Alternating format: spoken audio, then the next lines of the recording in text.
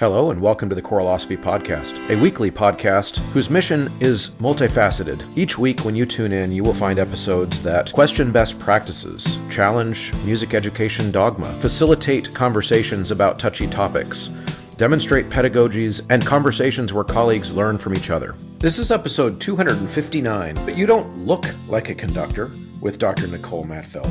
Much is said about gender disparity and imbalance in the arts and education. It's a hot topic to discuss, and it's a popular one. But this week, our guest gets personal by sharing some specifics. The microagressions of a male-dominated profession oftentimes go unnoticed and uncriticized. In this conversation, Dr. Nicole Mattfeld of Alma College discusses her experiences as a female choral conductor, highlighting the challenges of gender bias, societal expectations, and the impact of appearance on professionalism in the arts. She shares personal anecdotes about being judged based on her looks rather than her skills, and emphasizes the need for an open dialogue about microaggressions and the accountability we hold each other to in the music community. The discussion also touches on the importance of increasing female representation in leadership roles within choral music and the performing arts, and the tension between that need and the fact that in choirs, females outnumber males, oftentimes 2-1. We touch these topics and many more in a very lively, spirited conversation, so I hope you'll stick around, and then whatever your thoughts are on this topic should be brought over to us over at the Choralosophers Facebook page, where we like to discuss things that come up in shows, either recent shows or in past shows in the catalog. You can go there and weigh in on things that you hear on this show. So stick around all the way to the end and let us know what you think. Choir directors, music educators, show planners, you pour your heart into your music. Shouldn't your events get the same attention? That's where Ludus comes in. Sell tickets, promote your concerts, and fundraise with ease. Selling merchandise and concessions? Ludus Retail makes in-person sales effortless. Running choir camps or workshops?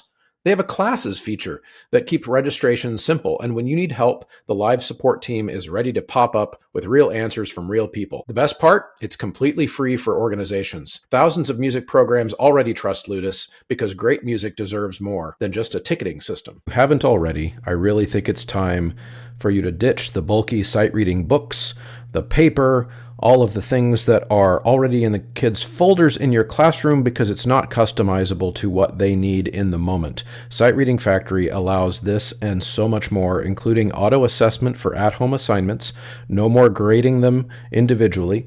They can be graded in the moment. So use the Choralosophy checkout code, Choralosophy. When you check out, it'll give you a 10% discount every time you get a membership for yourself and for all of your students, which is really, really important so they can do this at home.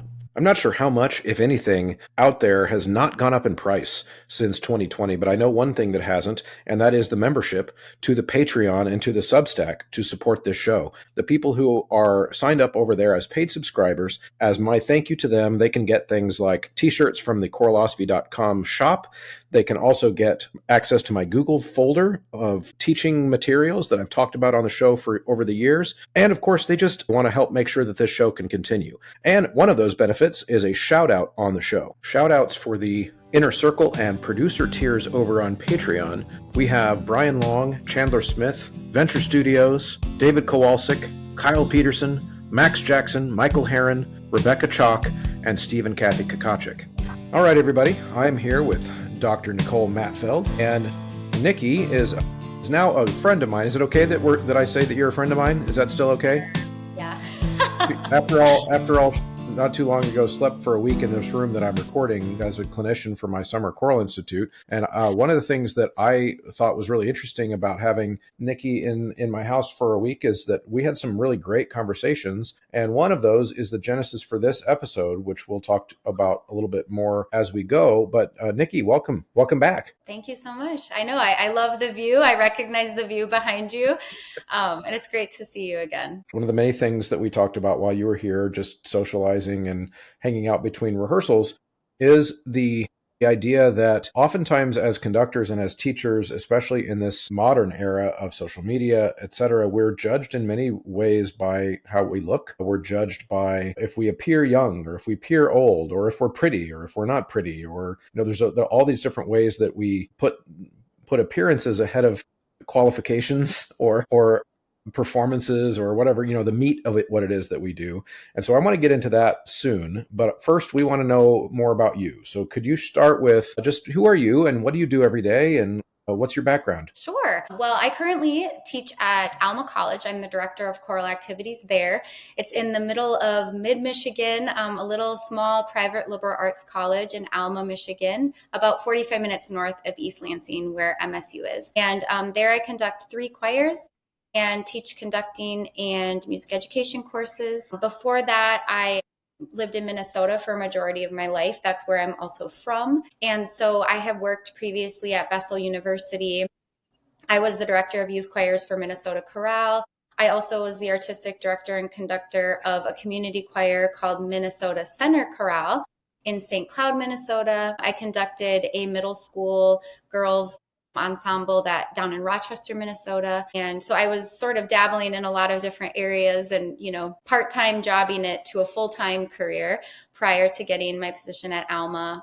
But before that, I taught middle school and high school choir for over a decade. I also dabbled in getting trained as a hospice therapeutic musician. So I did that part-time for a while as well, which is where a lot of my dissertation work came from, sort of that world of combining holistic healthcare and hospice music with what I do on a daily basis at the collegiate level. But basically, I've just been loving to sing and loving music my entire life, and super excited to be a guest on the show today. That's great. Now, I'm going to go back a little bit even further. Do you remember, this is just more of your background, do you remember what moment there was when you decided you wanted to be a choir director?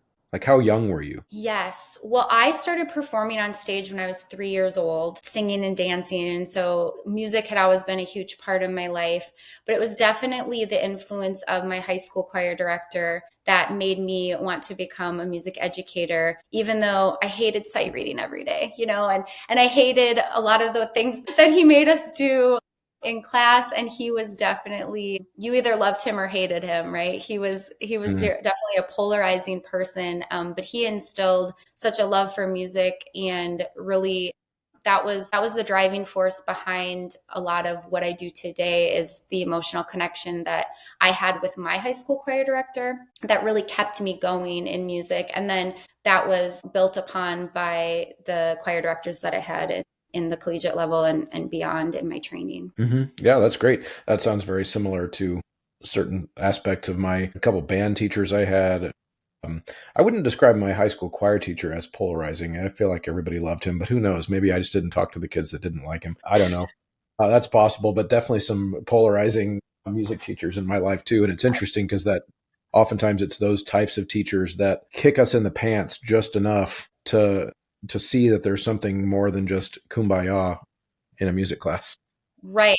And he, there were mistakes I made as a young person, and he held me accountable, and really taught me some valuable lessons outside of music. But just music was the driving force of instilling those lessons. So, we've talked about this, that I always say, I don't just teach music, I teach life, and music is the catalyst through that. And so I had that was very obvious to me from my high school director. Right. Oh yeah, that's great. I like to think of it as like, yes, I teach music. Music is the reason you have to sit here and deal with these life lessons in my class. If you want to get the music lessons, you're going to have to suck it up and deal with being held accountable and all those types of things because the kids, especially the high school kids that I teach, like for a lot of times, that's the first time in their life that they've been held accountable for a whole lot of stuff. Absolutely. So yeah, that's super important. All right. Yeah. So, all right, let's get to the meat of this. I'm excited about this conversation. So this seemed to be a passion topic for you. I remember one night in particular, you were sitting in my cool brown leather chair in my living room and getting quite heated about some of the experiences in your life where you feel like you have been judged either.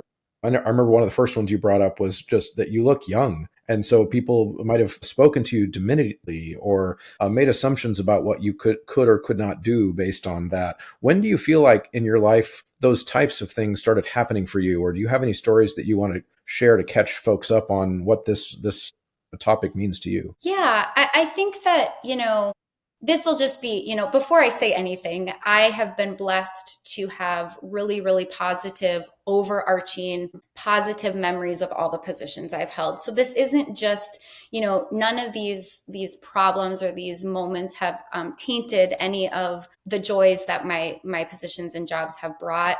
It's just a theme and a thread that I've seen throughout every single job I've held, whether at the secondary level, collegiate level, community level, and it really has been prevalent my entire career.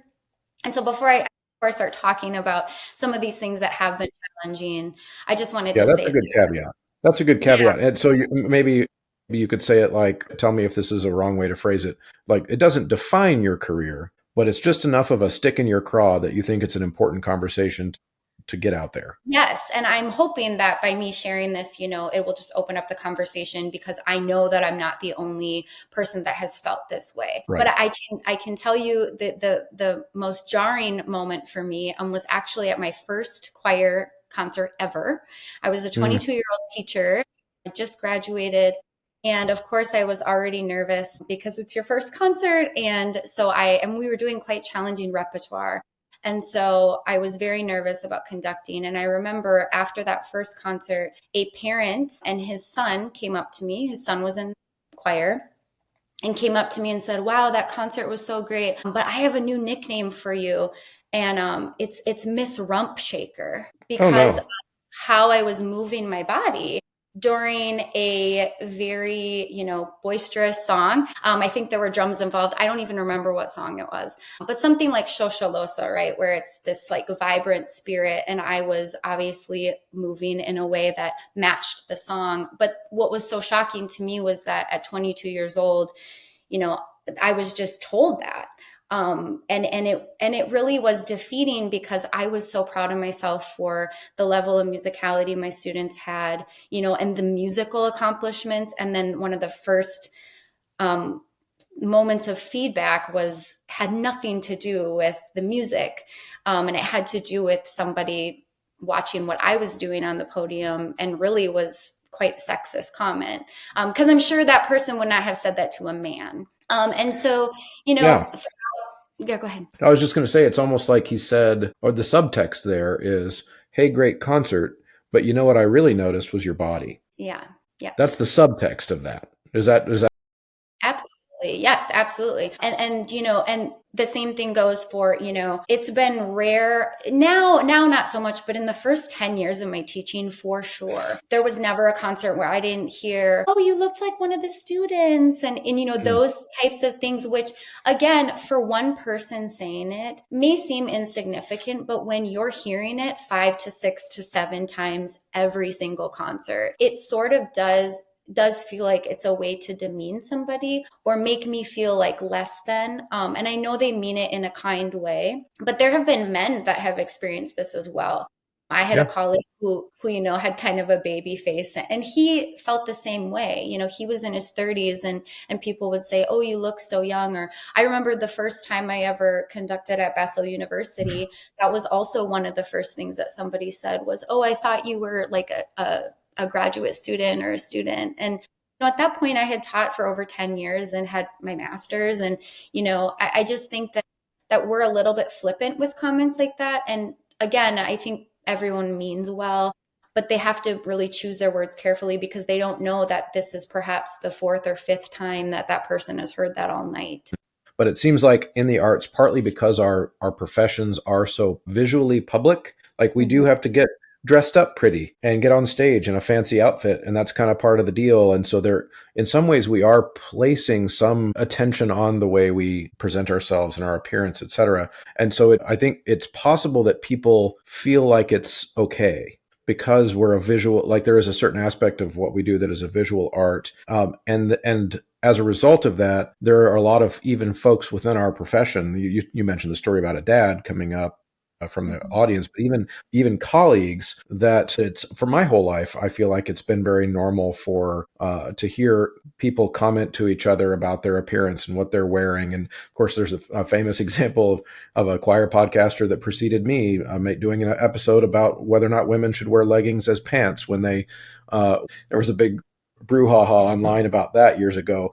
So I feel like this is something that we deal with a lot.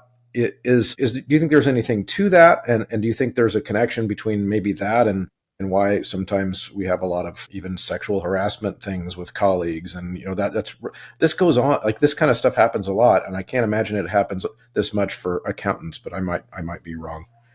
Right. I do think there is a part, where obviously if you're wearing a beautiful dress, someone might comment on that dress. Or if you Yeah. have, a great outfit on. I think what was so shocking to me, Chris, was that when we were talking about this, I asked you and the other Chris Maunu, about, how many times you have been at, or someone had mentioned something about your appearance at a concert, and you just were like, maybe a couple of times, like both you and Chris said, yeah, maybe a few times. And I know Yeah. Chris Maunu commented that some people had asked him about his Mandarin collar shirt at times, and they were just interested in why it looked different and the style of it. And that was so different from my point of view, because as a female, I have never had a concert where someone has not said something about my appearance. And they're always compliments, and it's always really lovely. But I think that as my career has progressed, I'm wanting instead for those comments to be about the professional part of my job. Yes, looking nice is part of your profession, and looking appropriate and dressing appropriately to match the concert setting. But I am there to do a job, and my job is conducting. My job is putting on the best performance, putting on a moving performance. And it's really not meant to be about us as conductors either. It's definitely about the students and about the music. And so I think that there are ways to compliment someone looking nice, but still keeping it at a professional level. And I do think that there is a difference between what women are told and what men are told. I Yes. think that women are told a lot more, oh, you look so beautiful. And I don't think most people go up to a man and say, wow, you look really handsome in your tux, Chris. I think that's less common. Hmm. And for some reason, I think that people focus more on the appearance of females more than they do the appearance of males. And I don't think it's necessarily anybody's fault. I think a lot of it is societal bias. And for sort of these underlying really subtle sexism that is still prevalent, even though we're almost in 2026. I think we're making better strides, but I think there's still a long way to go, not just in the inclusivity of women in leadership roles, but in the way that they're treated. And I think that I've seen my male counterparts be treated differently than myself. And so I think that's more of what I'm getting at is, would you say the same comment to a male in my Right. position? Yeah. We all love to travel with our students, but we definitely don't love planning a trip. I know I've been there as the point person for details, and it is a nightmare. Forms, payments, fundraising, it's a never-ending task that takes away from doing what we love. That's where Kaleidoscope Adventures comes in. They've been planning performance trips for more than 30 years and handle all the details from start to finish.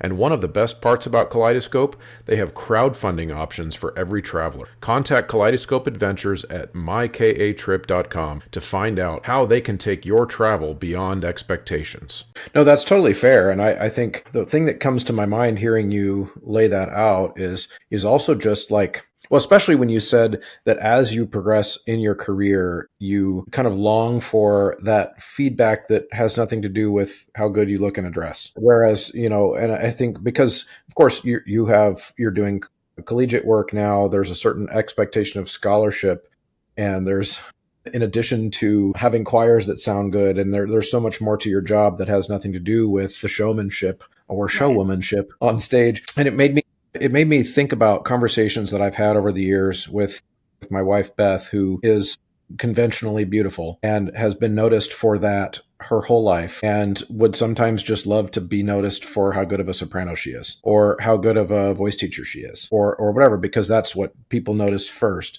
And then on the flip side of that, as relatively average looking male, I sometimes would like to be told that I look nice in my tux, to be honest. Yeah. So I think there's some aspect of it that is like a perspective thing. Like I know, for example, and I'm sharing this just because I think it's related in some ways. I sometimes have to remind myself that when Beth looks fantastic, that might not be the thing she wants to hear right now. Yeah. She might not want to hear me say that. Sometimes she wants to hear that. So I think there's a balance to it, but in professional settings, I think the rules kind of have to change. It's not almost like we should default to the professional comments. Does that seem like?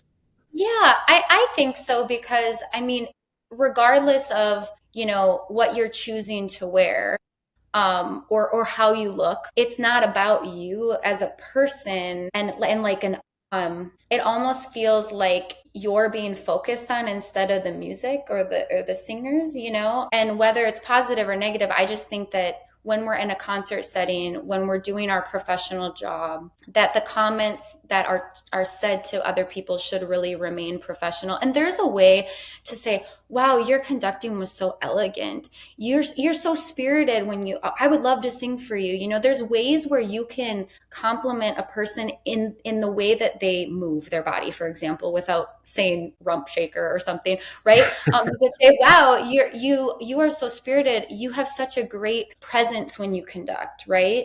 And I think if the compliment was sort of said in that context, and again, I'm getting into semantics here, but I think the overarching theme is that there has been a lot more focus on the female appearance at the choral level than the male appearance. And actually, there was an article in the 2023, I think it was May, Choral Journal, where they were talking about the gender disparity at the collegiate level, where in 2020 there was still only 25% of the collegiate educators in leadership positions were women. So we were at about 25% in 2020. But what was more surprising to me in the article was they interviewed 11 different director of choral activities across the country. Several of these women I've had the pleasure to work with. I know them as people. And the comments that were made were very similar to mine. There was even a quote that somebody had said, somebody had told them that they like the way they wiggle their butt when they conduct. Or I like the way your pantsuit, I wrote it down, your pantsuit accentuates your assets. And there was even, I know, and there was even comments made where somebody told them, well, you're really beautiful, so maybe that will help us recruit more men into the music department, which things like this I have heard as well. And this is crazy to me because these are 11 of the top choral conductors in the country, people that are at the heights of their career. And they had said, through various comments in this article, that they felt like they were treated very differently as their male counterparts. And I think we're talking about something even beyond hiring, right? We know that there's a gender disparity between women and men in choral education, especially at the collegiate level, but in all of classical music. There's been tons of articles that have come out about that. But I think what is more alarming is even if women are hired into these positions, I think it's the way that they're treated that really is becoming a problem, and not just when they're on stage either. It seemed like through that article that a lot of their thoughts and the quotes aligned with mine, of feeling that, they're spoken to a little bit differently being a female. And again, I think that some of it is maybe just a way to sort of subtly like disempower with words and sort of coddling, like, oh, you're so cute. And, that kind of language where it seems like women are still feeling like they're less than, even if they're in these leadership positions. So I think my experience sort of points to a larger problem that I think we could easily do something about. Right. Now, of course, I don't need you to out anybody by name or anything, but you had mentioned that you talk to people about this. Like, this is a thing that comes up at conventions and people gossip about it, etc. Yeah. Do you get the sense that this is almost a category of microaggressions is kind of what it sounds like we're talking about? There's that concept of a microaggression, meaning that the person doesn't say an outward insult per se, but then there's always that nagging thing in the back of your mind that says, well, why'd you say that to me at all? Yeah. Why did that even need to be said? Kind of like the idea of, well, you're pretty, so you're going to help us recruit more boys. In reality, that might be true, actually, but it doesn't need to be said. Like, it could result in that. It could result in that. That isn't a qualification for being hired, and therefore it becomes an unprofessional comment simply because it isn't part of why I'm here. That's not why I'm here. Does that make sense? Right, absolutely. And I've had the experience of a board member that was on a hiring committee had said that there was similar conversation about me being hired for a position, that I would be really good at fundraising events, right? Comments like that. And I think what that does to a person who is trying to be a professional, it just lowers their confidence, because they want to know that they were hired for their skill, for their talents, for their dedication, right? For their integrity. And then when you keep hearing comments like that, you go, oh, well, was I hired because I was the best person for the job? Should I even be here? It sort of makes you doubt your own sense of self. And it also demeans all the hard work that you've put in. We work really hard to be good at our jobs, and to be all that we're asked to be, because, we're asked to be much more than we don't just stand up there and wave our arms, right? There's a lot Right. that goes into our job. And so, in a way, it can really demean somebody. And yes, I've had many conversations with other women in the field of all ages, that have experienced similar things. Even something, I was talking with a friend, we were judging a state contest, and I was talking with her about how she said, I wore a blazer today and I felt a different level of respect than when I didn't wear a blazer yesterday. And I've heard that from females, that if they wear a blazer, which is a more male type of outfit, that sort of hides your figure a little bit more, they get a different level of respect than if they were to wear a dress. And so again, I think these are all, like you said, kind of microaggressions. They're not intentional. Just like we all have to sort of watch ourselves with what we say. But I think that it's something that isn't talked about as much. And I think we like to kind of pat ourselves on the back, like, oh yeah, look at all these women entering choral music, or these female conductors. We're really not there yet. And I feel like part of this behavior and some of these comments, they're still happening, in almost 2026. I think that there's a real issue there, and that might be hindering some women from wanting to pursue more leadership roles, or feeling like they can even. Yeah.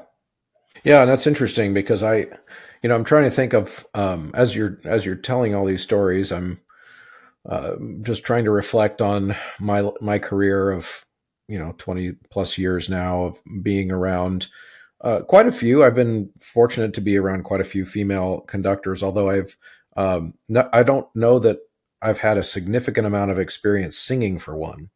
I've worked alongside them, but my directors in college were men. I had I had a female choral director in high school, but along with a male director in high school.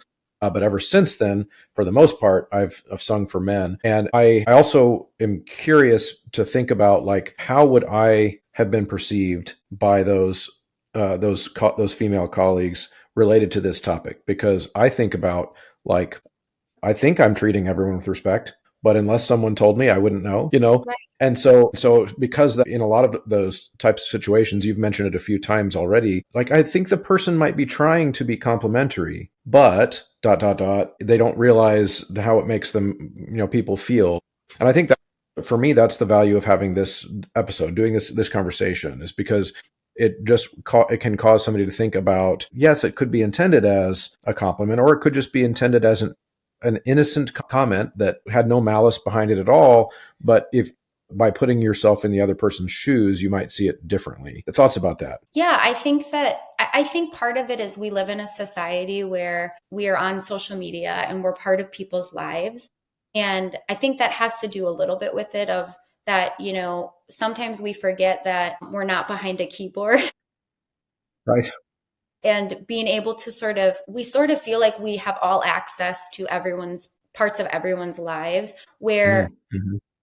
because we live in this world where we share everything. I've seen it a lot in, like, with celebrities, where, people will say things about people losing weight, gaining weight, and make these horrible comments, from behind a keyboard. And I don't know if that's maybe part of it, is the influence of social media, because our jobs are public, because we have to get up on stage and showcase what we're doing.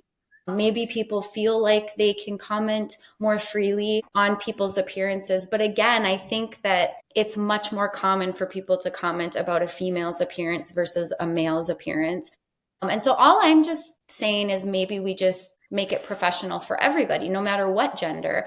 And, if I'm not going to act like I'm in a super marginalized community, right? I'm a white heterosexual female. So if I'm feeling this way, I can't imagine if I was somebody who maybe was homosexual or transgender, who is still having to get up there and perform, in front of a crowd and feel judged for what they're wearing or what how they're choosing to wear their hair, or somebody from a different race. I think that I'm not going to act like my struggles have been any comparable to that. But I do think that, we sometimes forget that females are still a minority, especially in classical music, especially in leadership roles. And so I just think that keeping it to the professionalism and the skills that we're there to do, and focusing on the music and the performance. And again, unless you really know somebody well and you're friends with them, but you never really know what people are dealing with. You never know. Maybe somebody looks great because they lost some weight, but maybe they're sick. Maybe they're struggling with an eating disorder. I went into intensive outpatient therapy when I was 30 for my eating disorder that I had a majority of my life. And I'm very open about it, but part of my struggle was, I think, this feeling of being judged constantly with what I do for, a daily living. And it wasn't helpful when people would comment on the size of me, and there are things, we can't change about ourselves. Do I wish I was 5'9" instead of 5'2"? And, my voice was a little lower so I could sound more intimidating, with my classes and things like that.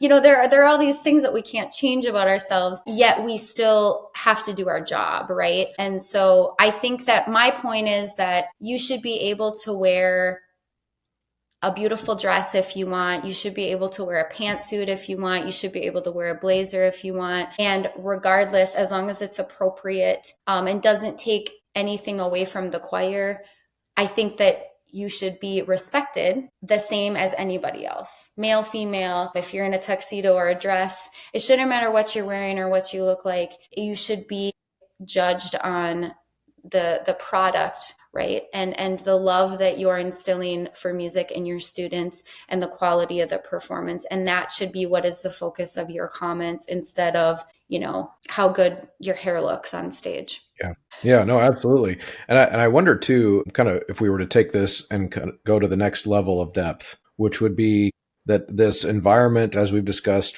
so far, where the microaggression type comment can become just so acceptable and so normal for people in your position. And as you pointed out, I haven't experienced a whole lot of them. I've had a few in my lifetime, and they stick out to me as weird, but they don't stick out to me as like the water I swim in or anything. It's, so it's an experience, but not something I'm familiar with or very familiar with. But if we have professional environments where these types of comments and these types of expressions are so normal, then it could, and I would argue does, lead to more serious things. Like if it's normal for me, let's say we're colleagues, and it's normal for me to make comments, little comments here and there about your appearance every day when I come into the office, then it's not that much of a nudge to get to that next step of something that's a little bit more harassing, a little bit more sexual, even a little bit more professionally inappropriate, hostile work environment, sexual harassment, even to the next, and that we, of course, hear a lot. There's lots of famous stories about conductors who, male conductors who have been, called out publicly, some of them that have lost their jobs. But of course, there's also some that just never get held accountable ever. And it just continues to happen. Is this something do you see a connection between this, or am I just being one of those conspiracy theorists online? No, I do think that there's a connection, because I think anytime that women in so many ways are often seen as like items, right? But that's maybe not the right word, but some like kind of commodities. Yeah. Yes. Okay. Yes. And beauty. Something to show off. Yes, exactly. And beauty and youth, and, we're fed all of these things. Any commercial online is about how you can be younger or thinner or more attractive, basically, right? The beauty industry is a multi-billion-dollar company, and especially for women. And so I think there's this idea that, youth and beauty is like the best thing you can be, right? So I think that not only living in that society, but then when you're right, like if our colleagues are used to commenting, or people in general, right, are used to commenting on our looks, and that's become a normal thing, and that becomes an everyday thing, it makes it a lot easier to have an inappropriate touch here and there. And I've never experienced any of that in any of my work environments, thankfully. But, I've experienced people being weird after concerts and like hugging and touching. And, I think that in my professional world, there's been moments where I've sort of been like, ooh, kind of weirded out. There's been inappropriate behavior. I think that for women, if you're a friendly person too, that can be misconstrued as being flirtatious when really you're just being a nice person.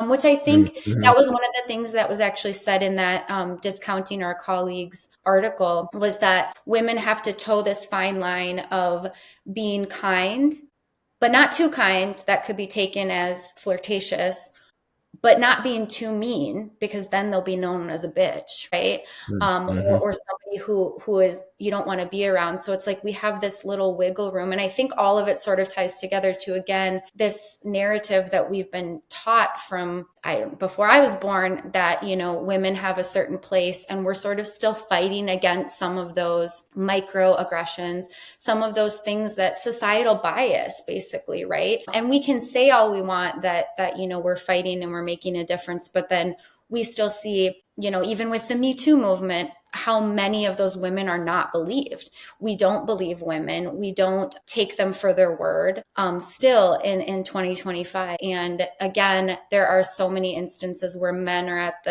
actually at the head of a lot of these sexual inappropriate behavior, that still are able to keep their jobs, or they just move to a different state or move to a different,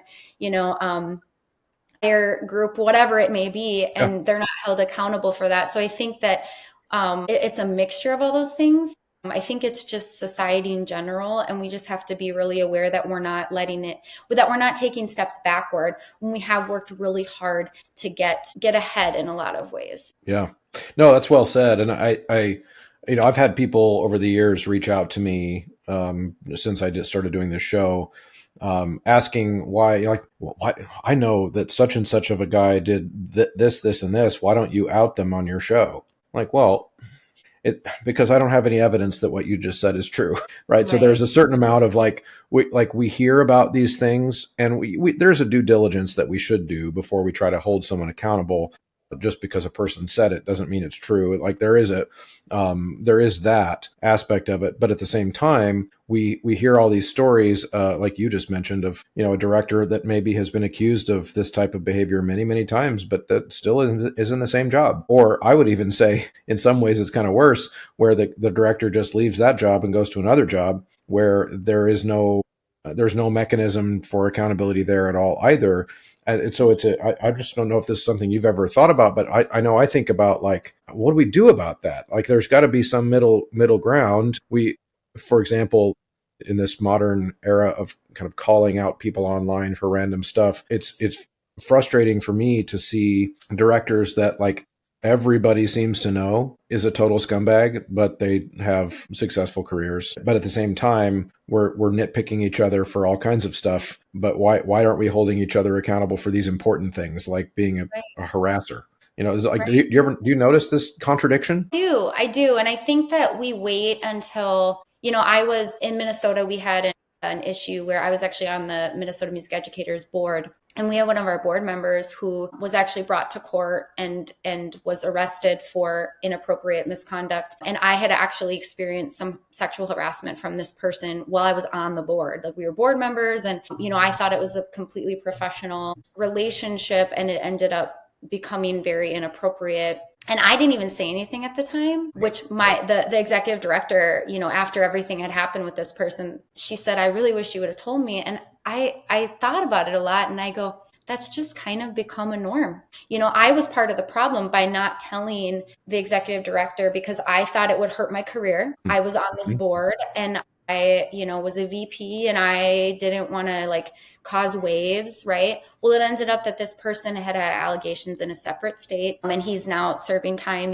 for inappropriate misconduct. Now, this is with underage students, so it's a little bit different, but again, I felt even in that moment that I couldn't say anything, because a lot of times throughout my life, I have tried to say something, and it was like, oh, well, you're probably exaggerating, or, again, it's that sort of non-belief of women in general. And so I think that there's a lot of issues in that. And I don't really know how to fix that because that's a societal problem.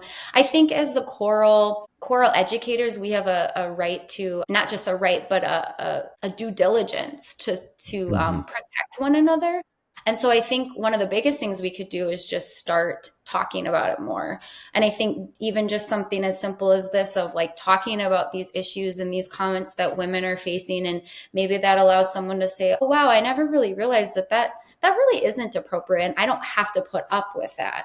And I think that's part of it, is that, you know, as not just as women, men probably deal with this too, but you know, we put up with some things that maybe aren't appropriate, or we know aren't professional, we know aren't okay, but we just put up with it anyway. And so I would love to see the choral education field, and maybe even some of the groups that lead the charge in choral music or music education, maybe put out an article about this, put out ways in which, you know, institutions and nonprofits can help fight against this happening, to show support for people that do feel harassment, that do feel like there is sexism happening in the workplace. Because I think that probably part of it is just people are scared to lose their jobs, or feel like they're not going to get the amount of respect or even be believed. And that's why they're not coming forward. Right. No, absolutely. I think you're right. There was an episode I did not too long ago with Megan Farrison, who's a colleague who wrote a memoir, about this, an experience as a student with a male director being inappropriate and starting a relationship, et cetera. And so, of course, I was willing to do that type of a public, you know, episode, because there was evidence this person had been arrested. Like it wasn't just hearsay. It wasn't just like, you know, somebody DMing me on Facebook with gossip, you know, that kind of thing. And so for anyone listening, if there are more of those stories that need to be outed to people, like, I'm willing to do it. There just has to be, I think we have to follow certain protocol of like what justifies this type of thing. However, I think I agree with what you said, which is that because it's such a norm of not speaking out about it, in some ways there almost has to be like I don't know, you're a Midwesterner too, but originally, right? Like, yeah, I guess South Dakota, the Dakotas and Minnesota, and so that counts, of this phenomenon where we are so polite. It's almost like when two Midwesterners arrive at the door at the same time, it's just, and I'll go, no, you go. Yeah. And I think there is some of that going on with like, well, I would speak out about my thing, but I don't want to be the only one speaking out about my thing. And so if other people speak out, then I'll speak out too. And so I think that's what worries me, is that I think it's hard for a lot of women, especially because of the I'm worried about my career thing. Now, I'm interested in your thoughts though, too, about like when you said I would be worried about how it might impact my career. What does that mean? Like, what is the fear there, do you think? I mean, so much of, I think, being a female in the choral world, especially at the collegiate level, is you're already sort of up against a male-dominated world, right? And I think that, so you look at being a female as like, I already have to prove more just because I am a female, right? And I'm sure if you are a Black conductor or somebody who is maybe transgender, I imagine that is amplified even more. But I feel like I have to do more. I have to work harder. I have to be more on time. I have to do all of these things just to get to the same level as maybe some of my male counterparts. Now, maybe that's not true, but I know that exact thing was said in that article as well that I quoted earlier, from those 11 DCAs who are females. The other thing that I thought was interesting is all of the quotes in that article were anonymous. So you knew that they were coming from those 11 women, but each quote it wasn't said who said what. Now, I think that's very interesting, because I do think that there is this fear of knowing who said what, and then people talking, and then maybe you would lose an honor choir gig. Maybe you would lose, heaven forbid, your actual like main job, but it's possible. I mean, this is the reason why women don't speak out, in the Me Too movement. They're not, the fear of not being believed, because oftentimes when it's a man against a woman, the man is believed, especially if it's somebody who has been somewhere longer than you, or perhaps is somebody above you in rank, right? It's very scary to put yourself out there. And I do think that, I feel like anything that's super controversial as a woman, I try to steer away from, because I am worried about people saying, well, she's a woman. It's that, like, they, back in the day, they blamed everything that a woman did on hormones. I mean, there Yeah. is still a little bit of that left in society, which is kind of crazy to think about, but I'm not the only one who feels this way. Many of my friends who I've talked to feel this way, that they automatically have to prove themselves more because they're a woman if they're entering a room. And so I think that if you're going to accuse a man of doing something or being inappropriate, they'll come back and say, oh, well, you were probably flirting with them. Oh, well, what were you wearing? Right? Were you doing something that was inappropriate? Were you wearing a really low cut shirt because, maybe you were kind of asking for it? I mean, I've heard things like this. Oh, yeah. It's very accusatory for the woman. And so it does make you worry about how you would be viewed by society and by the people around you. Yeah, that's for sure. I know that, there is an adult like norm just for males, females, everybody in the workplace that is important, which is that if employee A is making employee B uncomfortable, and I'm just thinking about like the stupid training videos they make us do in our back to school stuff, and like they're important topics, but at the same time you got to watch the video and then click the quiz, and so your administrator will stop bothering you. I think we all have to do those types of things. But if employee A is making employee B uncomfortable in whatever way, there is that responsibility for all parties to communicate what it is that their boundaries are so that everybody knows what's going on. And then if you choose to continue that behavior, then you get into what would legally be considered harassment or, whatever. So for example, if the male employee is making a lot of comments about the outfits of the female employee, it really could be that he thinks he's being nice. Mm-hmm. It really could be. But then the female employee says, you know what, could we just not make the comments about my outfit? And then he just keeps doing it anyway. Then you actually have like, okay, so that can be called harassment or hostile work environment. And so I guess the reason I'm bringing this up is because it's there. I've seen online, I think this is where this is coming from, is I've seen online colleagues go out onto Facebook and blast other colleagues for these types of things. And I sometimes wonder, has there ever been a conversation? Like, have we ever had a conversation between these two people before I went to the blasting stage of that this is making me uncomfortable, et cetera. Can you please stop? But even that is hard. Like that, and so I just don't know really the answer, and I know we're not here to solve the world's problems, but I wonder if you've ever thought about that tension or noticed it. Yeah, I think that, well, being from the Midwest, we don't talk about anything. Yeah, we're so passive aggressive. I mean, I've learned a little bit because I did have colleagues that were from the East Coast, and so at Bethel University, and they were very forward, but it was normal, right? But to me, it felt like, oh my gosh, we're very, they would talk about things and and have intense conversations, and I was not used to that. So I think part of it. This must be why Midwesterners think I'm weird. That must be why it is. It was quite. Yeah, it was quite a shock. I remember in our first department meeting, they didn't get heated, but they were having intense conversation, and they just said what they thought, and I was like, wow, this is different, because if my family, we joke about how we talk to everybody else in my family except the person who you actually have a problem with, and so I think part of it is that, and the avoidance of, that awkward feeling, and not knowing how the other person is going to take it too, right? Or I think I have a problem with setting boundaries because I don't want to come across like I'm being, the B word, which is what women are called all the time. So I know in the past, like I've always like hugged people. And like, I've started to sort of put up boundaries of like, no, when I'm in a professional setting, I'm going to shake their hand instead of being hugged. Like that was one of the things I decided to do, because sometimes that was misconstrued as me flirting with them, which was crazy to me when, we're friends and we happen to be like working together. So I've tried to stick to that. So that's one thing that for me personally has felt a little bit more like professional versus personal, right?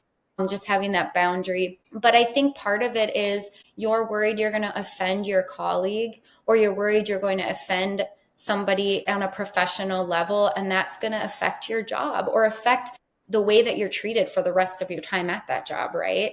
I've never really been in that position of like with somebody that I've worked with every day. But, going back to my situation with my board member, I was married at the time, so I was worried about how would my husband feel if he found out that this person was talking inappropriately, and we had had meetings together. It was just like a really awkward situation. He was also married. So it was just an awkward thing that in that regard. But then you add on top of it, oh yeah, we're also professionals in the same state.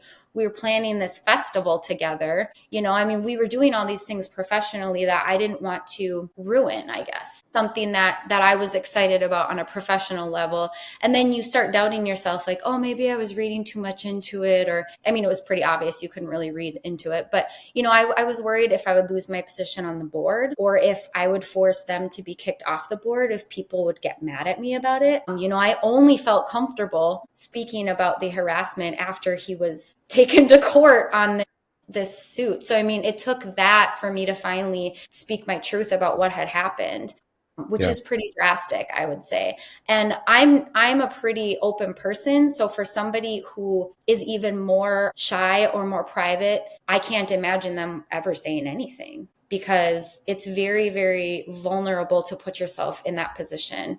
And I think that's probably part of the reason why people don't want to have those initial conversations, which I agree, Chris, could like get rid of this problem probably a lot easier if we just have open communication. But I think, it's a weird time in life where I think we're worried about, jobs are fewer and far between, especially at the collegiate level. I think that we're trying to protect the sanctity of our job. And I know that if something were happening to me, I would think twice about it, because I would say, well, I can put up with this, but what I can't do is lose my job, but I can deal with this. It's not the best thing, but I can deal with it. Should we have to deal with it? No. But I think that's unfortunately just the world that we live in. And it happens a lot more in the instrumental professional musician world. There's been lots of articles about in the orchestral world about this happening. Sure. Famous ones. Yeah, absolutely. Yeah. And I wonder too, if sometimes we rationalize it, or women in that situation could rationalize it based on a pick your battles kind of a mindset. Like, yeah, this is annoying. But like you said, I can deal with this, but do I really want to have this fight? Is that going to make it overall worse? And so I think that, which, there are lots of rational people who would make those types of decisions and deal with it anyway. But at the same time, I agree. I think the open communication part is really important. I just know that I cringe when these things get to be public finally, because in a lot of ways it makes the rest of us look bad too. So like whenever I hear like a story of another high school choir director who's just been arrested for some kind of thing with students, or a conductor, even of an orchestral conductor, who is been let go from their orchestra because of complaints of sexual harassment. There is also a there's I guess a meme online, the air quotes, not all men, and then they'll make fun of you for saying that, not all men do this,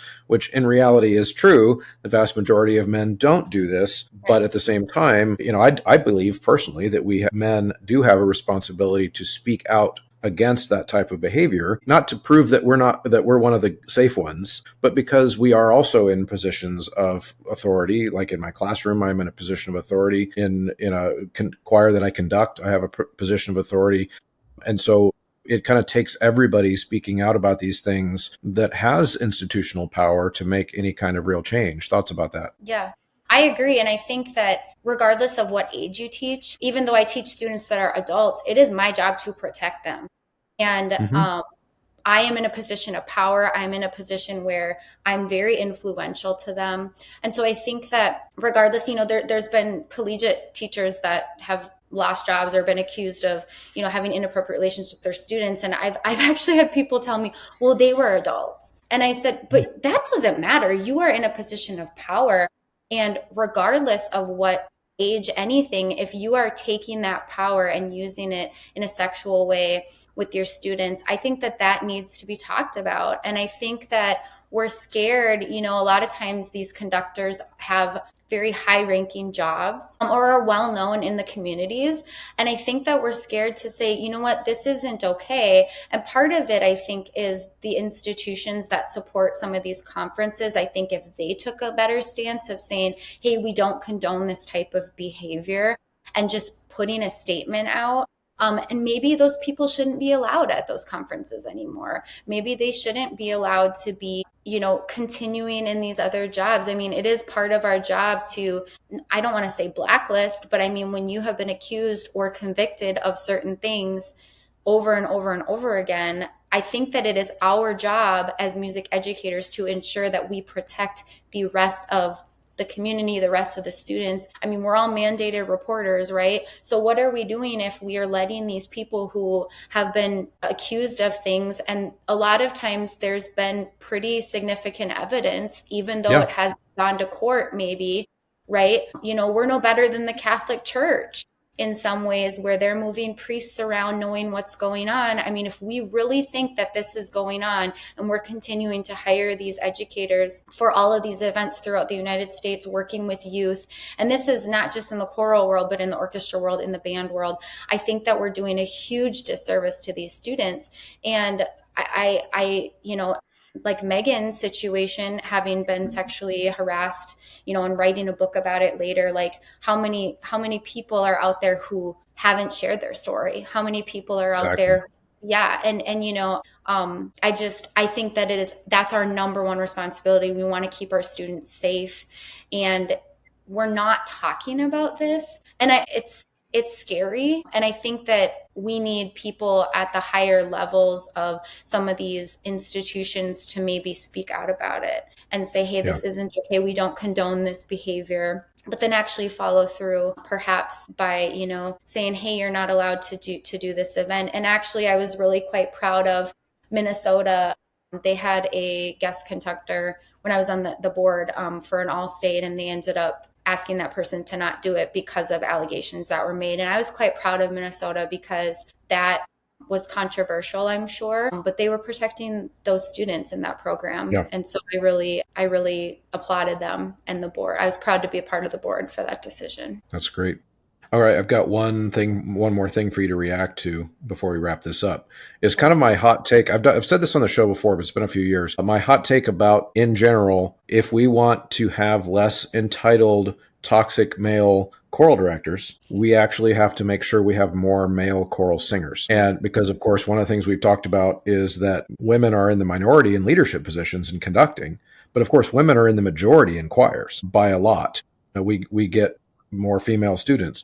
And my view on this is that I think one of the reasons, I'm not laying all the blame at this, but one of the things that contributes to this is that boys in choir from a young age get taught that their shit does not stink, because they are needed so badly by their choir directors that I think it starts to bring into their mindset from a very young age that, like, I am the specialist one here because look how badly they needed tenors and I am a tenor. And I think that's not unrelated to then growing up to believe that, like, the whole choir is there for it's your playground, whereas women have, like, they have to grow up fighting for that spot in the choir. They fight to make their top choir at the high school. They fight against each other to make that choir in college. Whereas the men can sometimes show up and fart out of their mouth and still make it because they fart an octave lower. Thoughts about that? No, I completely agree. And actually, this was a conversation I had with many of my students when I started at Alma College, because there used to be two mixed ensembles. And then, as the tenors and basses started to be less and less, it became a women's ensemble, an SSA ensemble. And so the guys just automatically got to be an Alma choir, which is the touring choir, which is the quote top choir, even though both are incredible and they're both auditioned. But actually, I made a change when I got there, as freshmen sopranos and altos could audition to be in the top group, which before they weren't even able to audition. So I think that that's, again, that like kind of double standard of like, oh, well, you're a boy, you're automatically in the top choir because it's the only choice. But it does give sort of this elevated idea to the tenors and basses. And actually, sometimes I catch myself not complimenting the sopranos and altos on the job they're doing, but complimenting more the tenors and basses, even though I'm hard on the whole choir, right? But I think it's because I want them to stay. Like I have 6, 7 tenors in my choir, right? And so if I lose a couple of them, that's a big deal. Whereas if I lost a couple of altos, right, when there's 16, 17, it's less of a big deal. And that's not fair to those students who have worked just as hard. And so I do think that there is an element of, well, I'm needed here, right?